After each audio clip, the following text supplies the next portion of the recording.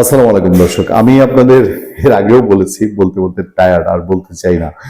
এবং এটা বাস্তবতা, এখন এটা পরিণতি ঘটতে যাচ্ছে যে আওয়ামী লীগ যত আগাবে, আওয়ামী লীগ আওয়ামী লীগকে এই দেশ থেকে বিলীন করা সম্ভব না, এটা সবাই জানে, সবাই বলে। এবং এখন ক্ষমতাসীন দল বিএনপি, যারা বিএনপি নেতৃবৃন্দ ধাপে ধাপে ধাপে ধাপে এটা বলেছেন যে এইভাবে শক্তি প্রয়োগ করে নিষিদ্ধের পলিটিক্স করে একটা দলকে নিষিদ্ধ করা যায় না। যে খোয়াব স্বপ্ন এখনো এনসিপি, জামাতে ইসলামী, ইনকিলাব মঞ্চ, হ্যান তারা দেখে, তারা এখনো স্বপ্ন দেখে বাংলাদেশে আওয়ামী লীগ নিষিদ্ধই থাকবে যুগের পর যুগ, 17 বছর থেকে বছর আওয়ামী লীগের নাকি আর কোনো রকম অস্তিত্ব নেই। কিন্তু তারা যখন দেখছে, তারা একটা দিবা স্বপ্নের মধ্যে ছিল, এবং যারা যখন দেখছে এটা তাদের সেই পিতৃমূল্যক, ইউনুস মুল্লুক না, এটা বাংলাদেশ, এইখানে আওয়ামী লীগ বিএনপি এই দুইটা দলকে চাইলেও নিঃশেষ করা যায় না, তখন এই স্বপ্ন যখন ভাঙতে শুরু করেছে, তখন তারা একে একে প্রলাপ বকতে শুরু করেছে। কয়েকদিন আগে নাহিদ ইসলামরা বলেছে, নাহিদ ইসলাম প্রেস কনফারেন্স করে বলেছেন আওয়ামী লীগের অফিস খুলছে, টেনশন, প্রশাসন কেন খুলছে, তারা নাকি এটা নিয়ে প্রতিরোধ করবে, হ্যান তেন। তারপরে একে একে বিচ্ছিন্ন হবে এই গ্রুপটা, যেটা এই মবস্টার গ্রুপ, এরা আলাদা আলাদা বিবৃতি দেয়, কেউ ফেসবুকে লেখে, কেউ এখানে লেখে, সেখানে লেখে। তেমন আরেকটা তাদের টেনশনের, দুশ্চিন্তার আওয়াজ, তাদের নেতা, যেই নেতারা এতদিন আওয়ামী লীগ খেয়ে ফেলেছি, হজম করে ফেলেছি, চিবিয়ে খেয়েছি, পানি ছাড়া খেয়েছি, এসব কথা বলেছে, সেই নেতাই এখন গলায় একটু ভাজ ভাজ টোন। জুলাই অভ্যুত্থানে রাজপথে নামা সহযোদ্ধাদেরকে আওয়ামী লীগের হাতে রক্ত দিতে হলে তার দায় বিএনপির বলে মন্তব্য করেছে জাতীয় নাগরিক পার্টি এনসিপির মুখ্য সংগঠক সার্জিস আলম। কেন রে ভাই, আওয়ামী লীগের হাতে রক্ত দিতে হবে কেন? আমরা তো বলি না, আমরা তো চাই না কেউ বাংলাদেশে যে আওয়ামী লীগ এসে আপনাদের ঘেঁটি ধরুক, আপনাদের রক্ত শুষুক।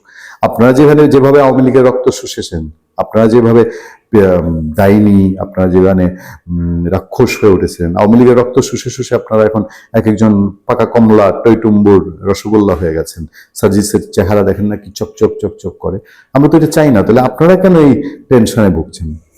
নিজের ভেরিফাইড ফেসবুক অ্যাকাউন্ট থেকে দেয়া এক পোস্টে মন্তব্য করেন তিনি। এর আগে সকালের পোস্টে আবল তাবল বকেছে যে আওয়ামী লীগের রাষ্ট্রপতিকে নিয়ে তারেক রহমান কেন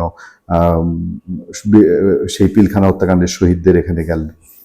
পোস্টে রাষ্ট্রপতি মোহাম্মদ শাহাবুদ্দিনের সঙ্গে প্রধানমন্ত্রী তারেক রহমানের একটি হাস্যোজ্জ্বল ছবি সংযুক্ত করে সার্জিস লিখেন, এটাই ছিল 2026 সালের নির্বাচনের চিত্র।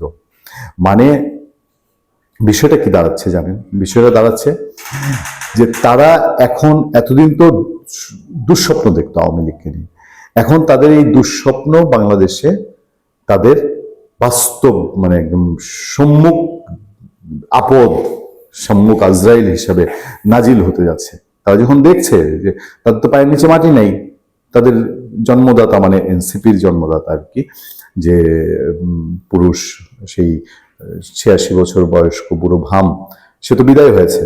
এবং আমরা যখন আগে বারবার বলেছি রে ভাই, এইভাবে রাজনীতি হয় না, এই বুড়ো ভামের উপরে ভর করে রাজনীতি হয় না, তোমরা কোনোভাবে 5-6টা সিট পেয়েছে জামাতের উপরে ভর করে, তার 2 দিন পরে জামাতের উপরে বিলীন আসল রূপে প্রতিষ্ঠিত হলে তো হয়। এখন আওয়ামী লীগ তোমাদের রক্ত খাবে কি খাবে না, এই টেনশনে কেন? পাপটা কি ওই মাত্রায় নিয়ে গিয়েছেন?